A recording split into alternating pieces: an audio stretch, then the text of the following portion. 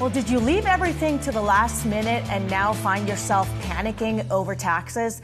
It doesn't have to be this way. We're showing you how with Yahoo Finance's Ultimate Tax Guide. Joining us now on the phone with tips to keep next year's tax day stress-free is Kathy Pickering, H&R Block Chief Tax Officer. Kathy, thanks for joining us.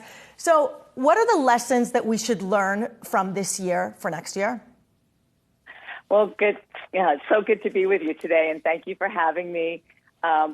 We really want to encourage everybody to definitely do your taxes. We're now back to a more normal season, a more normal rhythm after a couple of years of COVID with extensions. And so here what people need to know is that April 18th is tax day. We've just got a few more days left to get filings done. And what's so interesting is that nearly 1 in 3 Americans wait until the last minute. And based on a recent survey that we've conducted, 22% of Gen Zers wait until the very last second to file. We also, go ahead. Yeah, no, go ahead. We conducted a survey recently that just asked, what do people think will happen if they don't file?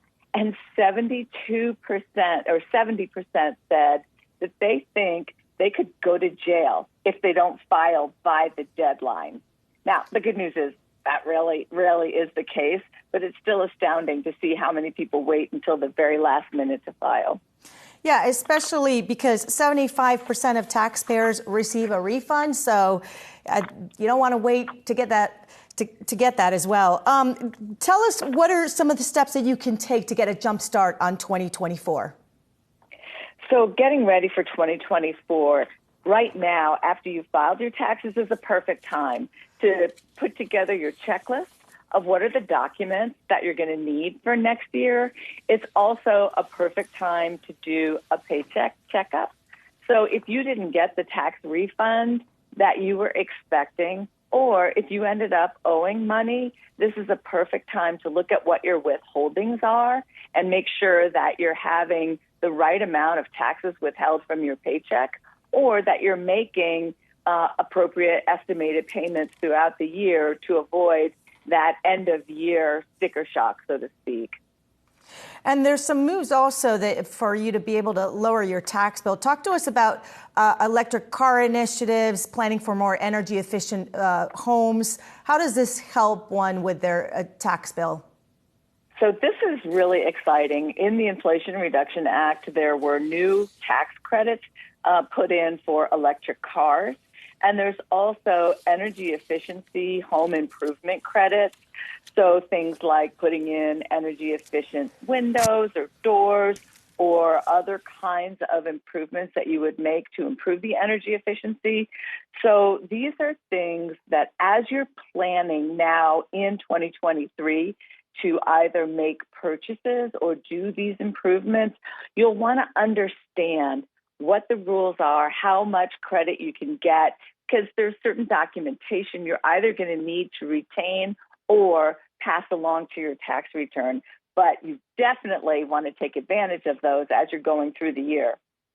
And do you recommend keeping sort of receipts for things, throughout the year? Because it's often the case that, come April, you're like going back through through the whole last year. So how can people sort of get ahead of that?